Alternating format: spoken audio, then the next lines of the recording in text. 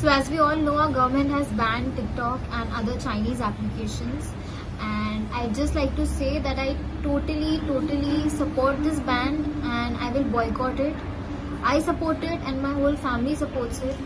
And I think every citizen should support this ban without any doubts, because there is nothing more important than our country, our people, our soldiers, our military. In fact आगे भी जो भी guidelines, rules और regulations आएंगे government की तरफ से, उनको भी इसी तरह से सपोर्ट किया जाएगा with all due respect. Hello everyone, मैं हूँ अशनूर कौर एंड ये जो डिजिटल स्ट्राइक हुई है, अभी जो डिसीजन लिया है हमारी इंडियन गवर्नमेंट ने सारे चाइनीज़ ऐप्स को बैन करने का, I am really happy with this decision and I am totally in support of it.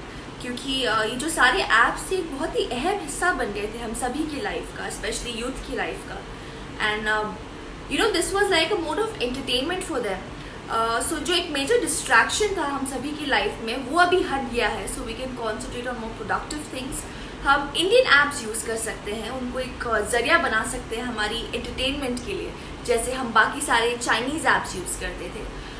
So yes, I'm really happy and I also believe that this decision was very crucial. जो हमारा एक गोल है आत्मनिर्भर भारत का, उससे achieve करने के लिए, ताकि अभी हम इंडियन ऐप्स यूज़ कर सकें एंड प्रोडक्टिव चीज़ें कर सकें।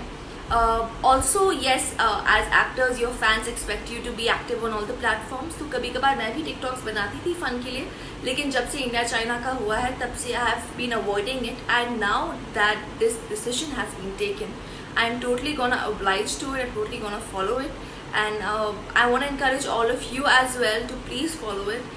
And really proud to be an Indian citizen. Your country comes first, India comes first, and really proud of this decision taken by the government. Jai.